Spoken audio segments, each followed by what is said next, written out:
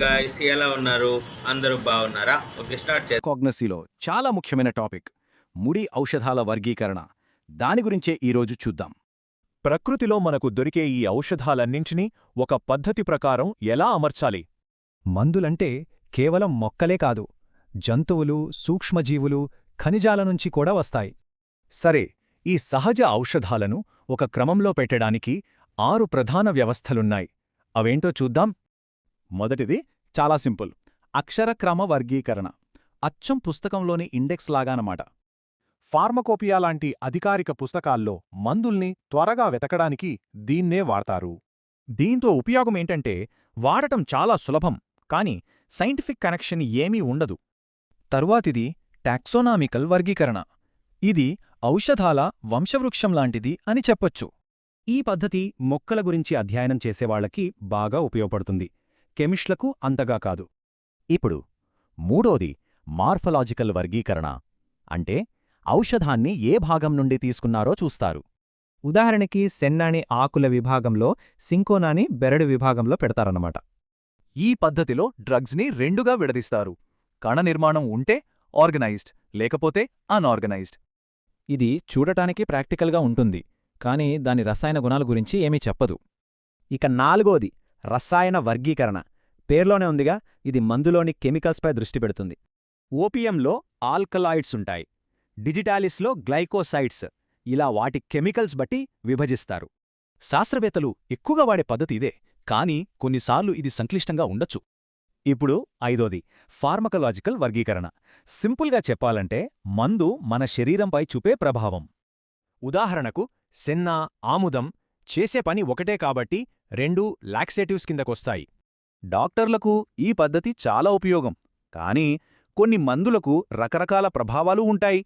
సరే, ఇన్ని పద్ధతులు చూసాం కదా, మరి వీటన్నింటిలో ఏది బెస్ట్? నిజానికి ఒకే సమాధానం లేదు. ఎందుకంటే ఒక్కో వృత్తికి ఒక్కో పద్ధతి ఉపయోగపడుతుంది. కెమిస్ట్కొకటి, డాక్టరుకు ఇంకొకటి. అంటే ప్రతి వర్గీకరణ పద్ధతిలోనూ కొన్ని లాభాలు, కొన్ని నష్టాలు ఉన్నాయన్నమాట.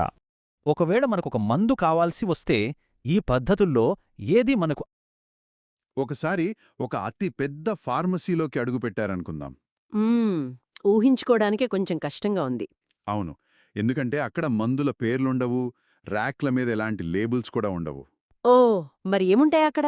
కేవలం ఎండిన ఆకులు, చెట్టు బెరడులు, రంగురంగుల పూలు, కొన్ని వేర్లు, పౌడర్లు మాత్రమే గుట్టలుగా పడి ఉంటాయి. అంటే ఒక సాధారణ మనిషికి అదంతా కేవలం ఒక చెత్తకుప్పలా కనిపించవచ్చనమాట. ఎగ్జాక్ట్లీ. కానీ ఒక శాస్త్రవేత్త కంటికి మాత్రం అదొక అద్భుతమైన నిధి. అందులో ఏది గుండె జబ్బుకి ప్రాణదాతగా పనిచేస్తుందో, ఏది నిమిషాల్లో ప్రాణాలు తీసే భయంకరమైన విషము ఎలా కనుక్కుంటారు? నిజంగా అదొక పెద్ద సవాలే. రైట్. ఈ ప్రకృతి సిద్ధమైన వేలాది ఔషధాలని ఎలా అర్థం చేసుకోవాలి? అసలు వాటిని ఎలా ఆర్గనైజ్ చేస్తారు? ఈరోజు మనం ఫార్మకాగ్నసీలో ముఖ్యంగా 2వ అధ్యాయం ఆధారంగా ఈ క్రూడ్ డ్రగ్స్ అంటే సహజ ఔషధాల వర్గీకరణ అనే అంశంపై లోతైన విశ్లేషణ చేయబోతున్నాం. ఇది చాలా ఇంట్రెస్టింగ్గా ఉండబోతోంది. ఖచ్చితంగా. ఇన్ని వేల మొక్కల నుండి వచ్చే మందుల మధ్య ఉన్న సంబంధాలను డీకోడ్ చేయడం ఎలాగో ఈరోజు మనం దీన్ని విడమర్చి చూద్దాం. అసలు ఇంత పెద్ద పజిల్ని సాల్వ్ చేయడం ఎక్కడ నుండి మొదలవుతుంది? ఈ పజిల్ని సాల్వ్ చేయడానికి శాస్త్రవేత్తలు చాలా శతాబ్దాలు అసలు ఇంత పెద్ద పజిల్ని సాల్వ్ చేయడం ఎక్కడ నుండి మొదలవుతుంది? ఈ పజిల్ని సాల్వ్ చేయడానికి శాస్త్రవేత్తలు చాలా శతాబ్దాలుగా రకరకాల పద్ధతులను వాడుతూ వచ్చారు. ముందుగా మనం క్రూడ్ డ్రగ్స్ అంటే ఏంటో చూద్దాం. అవును, క్రూడ్ డ్రగ్స్ అంటే ఫ్యాక్టరీలో రసాయనాలతో తయారు చేసినవి కావు కదా? కరెక్ట్. ఇవి నేరుగా ప్రకృతిలో దొరికే మొక్కలు, జంతువులు లేదా ఖనిజాల నుండి తీసినవి. వీటిని ఏ మార్పు చేయకుండా, అంటే ఉన్నదున్నట్లుగా వాడతారు కాబట్టే వాటిని క్రూడ్ డ్రగ్స్ అంటారు. అర్థమైంది. ఈ సహజ ఔషధాల గురించి ఒక స్పష్టమైన అవగాహన రావాలంటే వాటినొక పద్ధతిలో వర్గీకరించడం అత్యవసరం. అలా చెయ్యకపోతే వైద్యరంగంలో విపరీతమైన గందరగోళం ఏర్పడుతుంది. అంటే ఒకే రకమైన మందులకు ఇన్ని రకాల వర్గీకరణలు ఎందుకు? ఏదో ఒక పద్ధతి ఫాలో అయితే సరిపోతుంది కదా అనిపించవచ్చు. అవును, కానీ ఒక్కొక్కో పద్ధతికి ఒక్కో ప్రత్యేకత ఉంది. అందుకే ఫార్మకోగ్నసీలో 6 ప్రధాన వర్గీకరణ పద్ధతులను డెవలప్ చేశారు. సరే, ముందుగా మనం పరిపాలనా పరంగా లేదా డాక్యుమెంటేషన్ పరంగా చూస్తే అత్యంత ప్రాథమికమైన ఆల్ఫాబెటికల్ క్లాసిఫికేషన్ గురించి మాట్లాడుకుందాం. దీన్ని బేసిక్గా కేవలం ఒక ఇండెక్స్ లాగా వాడుతారేమో కదా? ఖచ్చితంగా. ఇది వైద్యపరమైన వర్గీకరణ అస్సలు కాదు. కేవలం ఒక ఆర్గనైజేషనల్ టూల్ మాత్రమే. అంటే కేవలం ఏబిసిడీల ప్రకారం పేర్చడమన్నమాట. అవును. ఈ పద్ధతిలో క్రూడ్ డ్రగ్స్ను వాటి స్థానిక పేర్లు లేదా లాటిన్, ఇంగ్లీష్ పేర్లను బట్టి కేవలం అక్షరమాల క్రమంలో అమర్చుతారు. ఇది వినడానికి చాలా సింపుల్గా అనిపిస్తోంది. సింపుల్గానే ఉంటుంది, కానీ రెగ్యులేటరీ సంస్థలకు ఇదొక బ్రహ్మాస్త్రం లాంటిది. ఉదాహరణకి ఇండియన్ ఫార్మకోపియా తీసుకోండి. ఓ, మన అధికారిక రెఫరెన్స్ బుక్ కదా? అవును. ఇండియన్, బ్రిటిష్, యునైటెడ్ స్టేట్స్ ఫార్మకోపియాలన్నీ ఈ పద్ధతినే పాటిస్తాయి. ఏ అనే అక్షరం కింద ఎకాసియా, అగార్ ఉంచుతారు. రైట్. అలాగే బి కింద బెంజోయిన్, బీస్వాక్స్ లాంటివి వరుసగా వస్తాయన్నమాట. ఎగ్జాక్ట్లీ. దీనివల్ల ఒక డ్రగ్ ఇన్స్పెక్టర్కైనా, ఫార్మసిస్ట్కైనా ఒక మందు ఎక్కడుందో త్వరగా వెతుక్కోవడం చాలా సులువు. ఎంట్రీలు రిపీట్ అయ్యే అవకాశం కూడా ఉండదు. కానీ ఇక్కడే ఒక స్పష్టమైన సమస్య కూడా కనిపిస్తోంది నాకు. ఏంటది? ఆల్ఫాబెటికల్ పద్ధతి కేవలం లైబ్రరీలో పుస్తకాలను టైటిల్స్ బట్టి పేర్చినట్లు ఉంది. దానివల్ల పుస్తకం ఎక్కడుందో వెతకడం ఈజీనే.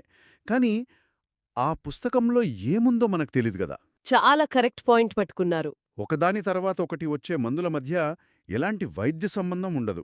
అంటే ఏ కింద వచ్చే అకాసియాకు, బి కింద వచ్చే బెలడోనాకు కెమికల్గా ఏ సంబంధము లేకపోయినా పక్కపక్కనే ఉంటాయి. అవును. అలాంటప్పుడు ఒక మొక్క గురించి శాస్త్రీయంగా తెలుసుకోవడానికి ఇది ఏమాత్రం ఉపయోగపడదు. మరి ఈ సమస్యను ఎలా సాల్వ్ చేశారు? ఇక్కడే ఆకర్షణీయమైన విషయమేమిటంటే, శాస్త్రవేత్తలు జీవశాస్త్రం వైపు మళ్లారు. అక్కడ నుండే టాక్సోనామికల్ అంటే బయోలాజికల్ క్లాసిఫికేషన్ తెరపైకి వచ్చింది. ఓ, బయోలాజికల్ అంటే ఆ మొక్కల కుటుంబాల గురించి చదవడం కదా? అవును. ఇక్కడ బాటనీ అనేది హీరో అవుతోంది.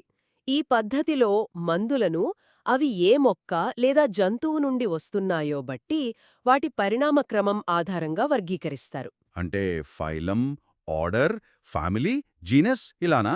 ఎగ్జాక్ట్లీ. మరి టాక్సోనామికల్ వర్గీకరణలో కుటుంబ చరిత్ర అంటే ఫ్యామిలీ ట్రీ తెలిస్తే ఆ మందు ఎలా పనిచేస్తుందో తెలిసిపోతుందా అని మీరు అడగవచ్చు. అవును. ఒకే కుటుంబానికి చెందిన మొక్కలను ఒక దగ్గర చేర్చడం వల్ల వాటి మధ్య ఉన్న సంబంధాలు బాగా అర్థమవుతాయి కదా? ఒకసారి సొలెనేసి అనే ఫ్యామిలీని పరిశీలిద్దాం.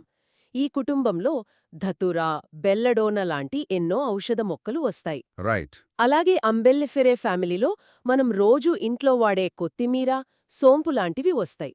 ఒక మొక్క ఎక్కడి నుండి ఉద్భవించింది అని తెలుసుకోవడానికి ఇది అద్భుతమైన మార్గం.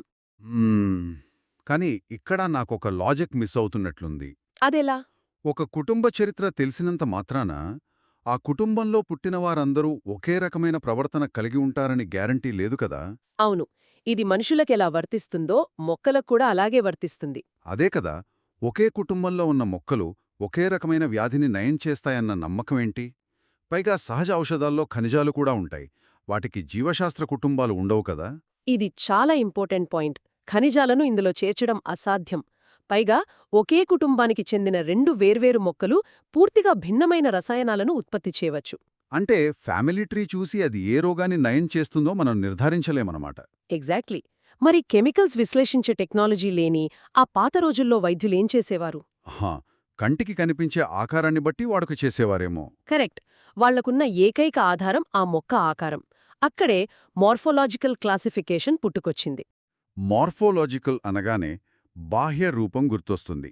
అంటే మనం వాడే ఔషధం మొక్కకి సంబంధించిన ఏ భాగం, ఆకుల, కాండమా, వేర అనే దాన్ని బట్టి వర్గీకరించడం కదా?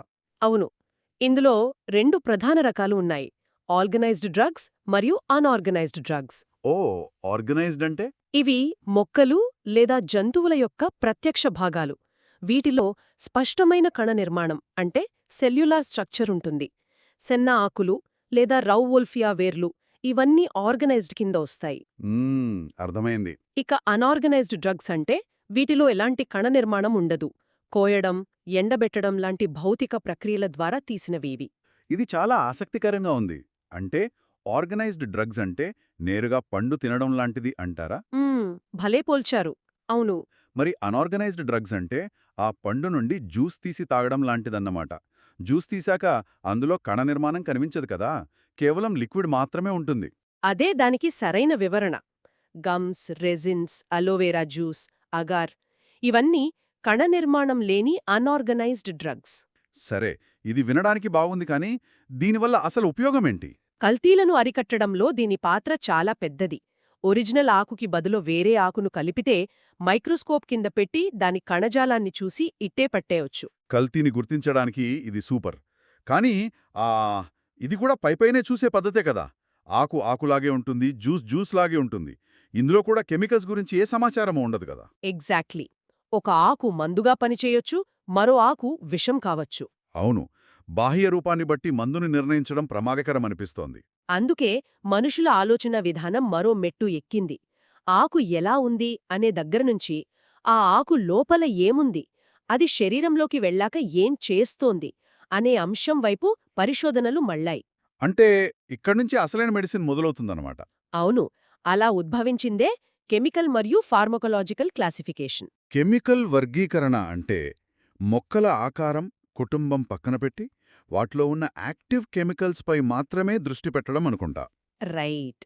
ఒక మొక్కలో వందలాది రసాయనాలుండొచ్చు, కాని అందులో ఒక నిర్దిష్టమైన రసాయనం వల్లనే మనకు ఆ మందు పనిచేస్తుంది. హ్మ్, ఆ యాక్టివ్ కెమికల్స్ ఆధారంగా మందులను గ్రూప్ చేయడమే కెమికల్ క్లాసిఫికేషన్. దీన్ని ఫైటోకెమికల్ స్టడీస్ అని కూడా అంటారు. ఓ, ఏమైనా ఉదాహరణలున్నాయా? ధతూరా, విన్కా లాంటివి ఆల్కలాయిడ్స్ అనే కెమికల్ గ్రూప్ కిందకొస్తాయి. అలాగే డిజిటాలిస్, సెన్నా లాంటివి గ్లైకోసైడ్స్ అనే గ్రూప్లోకొస్తాయి. ఇది సైంటిఫిక్గా చాలా ఖచ్చితమైన పద్ధతిలో అనిపిస్తోంది. అవును, కానీ ఇక్కడే ఒక సవాలుంది. ఒక్క నిమిషం, నాకొక డౌట్ వస్తోంది. ఒకవేళ ఒకే మొక్కలో రకరకాల కెమికల్స్ ఉంటే పరిస్థితి ఏంటి? అంటే ఆల్కలాయిడ్స్ ఉండి గ్లైకోసైడ్స్ కూడా ఉంటాయి, దాన్నెక్కడుంచుతారు? దీన్ని కొంచెం విశాల దృక్పథంతో చూస్తే ఈ సిస్టంలో ఉన్న అతిపెద్ద డ్రాబ్యాక్ ఇదే అని అర్థమవుతుంది. ఒకే డ్రగ్లో వేర్వేరు సమ్మేళనాలు ఉన్నప్పుడు విపరీతమైన గందరగోళం వస్తుంది. మరి దాన్ని ఎలా సాల్వ్ చేశారు? ఆ సవాల్ను ఎదుర్కోడానికే డాక్టర్లు ఫార్మకాలజికల్ వర్గీకరణ అనే ఐడియాతో ముందుకొచ్చారు. ఫార్మకాలజికల్ అంటే ఈ మందు దేనికి పనిచేస్తుంది, అంటే దాని థెరప్యూటిక్ యూజ్ ఏమిటి అనే దాన్ని బట్టి డివైడ్ చేయడం కదా. ఎగ్జాక్ట్లీ. ఇది పూర్తిగా క్లినికల్ అప్రోచ్. మందులు వేర్వేరు మొక్కల నుండి వచ్చినా సరే అవి శరీరంలో చేసే పని ఒకటే అయితే వాటన్నింటినీ ఒకే గ్రూప్లో ఉంచుతారు. అంటే లాక్సేటివ్స్ లేదా విరేచనకారులు లాంటి గ్రూప్స్ అనమాట. అవును, సెన్న, ఆముదం, అలోవెరా అన్నీ వేర్వేరు మొక్కలు. కాని అన్నీ మలబద్ధకాన్ని పోగొట్టడానికి పనిచేస్తాయి కాబట్టి వాటిని లాక్సేటివ్స్లో పెడతారు. అలాగే సింకోనా లాంటివి బిటర్స్ అనే గ్రూప్ కిందకొస్తాయి. ఒక మందు దొరకనప్పుడు దాని స్థానంలో మరొకదాన్ని ఈజీగా సూచించడానికి ఇది బాగానే ఉంటుంది. అవును, చాలా ఉపయోగకరం. అంటే దాన్ని శ్వాసకోశ వ్యాధుల మందుల కింద ఉంచాలి. అవును, అదే సమయంలో తులసి కీటకాలను కూడా పారద్రోలుతుంది. అది ఒక నాచురల్ ఇన్సెక్టిసైడ్ కూడా. ఇప్పుడు దాన్నెక్కడుంచాలి? నిజమే. ఇలా ఒకే మొక్క 10 రకాల పనులు చేస్తుంటే కన్ఫ్యూషన్ గ్యారంటీ. పైగా ఆ మొక్క ఆకారం, దాని రసాయన నిర్మాణం గురించి ఎలాంటి డేటా ఈ పద్ధతిలో దొరకదు. ఇది భలే గమ్మత్తుగా ఉంది. ఆల్ఫాబెటికల్ చూస్తే సైన్స్ లేదు, ఫ్యామిలీ చూస్తే కెమికల్ లింక్ లేదు, బయట ఆకారం చూస్తే లోపల ఏముందో తెలియదు, పనితీరు చూస్తే ఓవర్లాపింగ్ సమస్యలు. కరెక్ట్గా సమరైజ్ చేశారు. ఇదొక అంతుబట్టని చిక్కుముడిలా ఉంది. మరి ఒకవైపు కుటుంబ చరిత్రను, మరోవైపు రసాయన నిర్మాణాన్ని కలిపే ఒక అల్టిమేట్ పజిల్ సాల్వర్ ఏదైనా ఉందా? ఖచ్చితంగా ఉంది. దానికి సమాధానమే అత్యంత ఆధునికమైన పద్ధతి, కెమోటాక్సోనమీ. కెమోటాక్సానమీ అంటే ఈ పదంలోనే కెమిస్ట్రీ, టాక్సానమీ రెండూ కలిసిపోయాయా? ఎగ్జాక్ట్లీ. మొక్కల కుటుంబ సంబంధాలను మరియు వాటిలోని రసాయనాలను కలిపి చూడటం ఈ పద్ధతి ప్రత్యేకత. సో దీనర్థమేంటంటే ఇది ఒక వ్యక్తి ఇంటి పేరేంటో కనుక్కొని ఆ కుటుంబం వాళ్ళందరూ ఒకే వృత్తి చేస్తున్నారని కనిపెట్టడం లాంటిదన్నమాట. భలే చెప్పారు. ఆ వృత్తి లాంటిదే ఇక్కడ జన్యుపరమైన లక్షణం. ఇక్కడే అసలైన ఆసక్తికరమైన విషయం దాగి ఉందనిపిస్తోంది. అవును, ఒక నిర్దిష్ట కుటుంబానికి చెందిన మొక్కలన్నీ ఒకే విధమైన రసాయనాలను ఉత్పత్తి చేసే జన్యుపరమైన లక్షణాన్ని కలిగి ఉంటాయనే సూత్రం మీద ఇది పనిచేస్తోంది. అంటే కేవలం ఏ రసాయనం ఉందో చూడటం లేదు, ఆ రసాయనం ఆ మొక్కలో ఎలా తయారవుతోంది అనేది కూడా చూస్తున్నారన్నమాట. కరెక్ట్. బయోసింథసిస్కి మరియు పరిణామ క్రమానికున్న లింక్ని ఇది చెప్తుంది. ఉదాహరణకి సోలనేసి కుటుంబానికి చెందిన మొక్కల్లో ట్రోపెన్ ఆల్కలాయిడ్స్ ఉండటం ఒక ముఖ్య లక్షణం. ఓ, అలాగే రుటేసీ కుటుంబంలో రుటిన్ ఉండటం లాగా కదా. అవును. మరి దీనివల్ల ప్రాక్టికల్గా మెడికల్ ఫీల్డ్కి కలిగే అతిపెద్ద ప్రయోజనమేంటి? ఒకప్పుడు ఏదైనా ప్రాణాంతక వ్యాధికి పనిచేసే ఒక అరుదైన మొక్క అంతరించిపోయే దశకు చేరుకుందనుకోండి. అప్పుడేం చేస్తారు? ఈ కెమోటాక్సోనమీ ద్వారా ఆ మొక్క యొక్క ఎవల్యూషనరీ కజిన్స్ అంటే సమీప బంధువులైన ఇతర మొక్కలు ఎక్కడున్నాయో వెతుకుతారు. ఒకే కుటుంబం కాబట్టి అంతరించిపోతున్న మొక్కలో ఉన్న అదే ప్రాణదాత రసాయనం ఈ కొత్త మొక్కలో కూడా దొరికే అవకాశం చాలా ఎక్కువ. వావ్! ఇది నిజంగా మైండ్ బ్లోయింగ్ కాన్సెప్ట్. ప్రకృతిలో ఎక్కడో దాగి ఉన్న ప్రత్యామ్నాయ మందులను కనిపెట్టడానికి ఇదొక మ్యాప్ లాగా పనిచేస్తుందన్నమాట. ఖచ్చితంగా రసాయనాలకు మరియు బయోసింథసిస్కు మధ్య ఉన్న ఎవల్యూషనరీ హిస్టరీని అర్థం చేసుకోవడానికి ఇది ఎంతగానో సహాయపడుతుంది. ఏదేమైనా ఆల్ఫబెటికల్ డిక్షనరీ దగ్గర్నుంచి మొదలుపెట్టి అత్యంత క్లిష్టమైన కెమోటాక్సానమీ వరకు ఈ సహజమైన ఔషధాలను మనుషులు ఎంత తెలివిగా, పద్ధతిగా వర్గీకరించారో చూస్తుంటే చాలా ఆశ్చర్యంగా ఉంది. అవును, ఒకప్పుడు ఆకులను పసరుగా నూరి వాడే స్థాయి నుంచి ఈరోజు ఆ ఆకులో ఏ జన్యువులున్నాయి అనే స్థాయికి మన సైన్స్ ఎదిగింది. రైట్. ఈ ప్రయాణం ఇక్కడితో ఆగిపోతుందని నేను అనుకోను. ప్రకృతిలో మనకు తెలిసిన మొక్కలను వర్గీకరించడమే ఇంత సంక్లిష్టంగా మరియు ఆసక్తికరంగా ఉంటే ఇంకా ప్రపంచంలో కనిపెట్టబడని ఎన్ని మొక్కలున్నాయో కదా. చాలానే ఉండుంటాయి. ఒకసారి ఆలోచిస్తే భవిష్యత్తులో రాబోయే వ్యాధులను నయం చేసే ఏ అద్భుతమైన రసాయన సంబంధాలు ఆ మొక్కల్లో దాగి ఉన్నాయో. ఒకవేళ ఈ కెమోటాక్సోనమిక్ డేటాని ఆర్టిఫిషియల్ ఇంటెలిజెన్స్కి యాడ్ చేస్తే మన పెరట్లో ఉండే ఒక చిన్న మొక్కలోని రసాయనాలు రేపొక పెద్ద మహమ్మారికి పరిష్కారం కావచ్చు.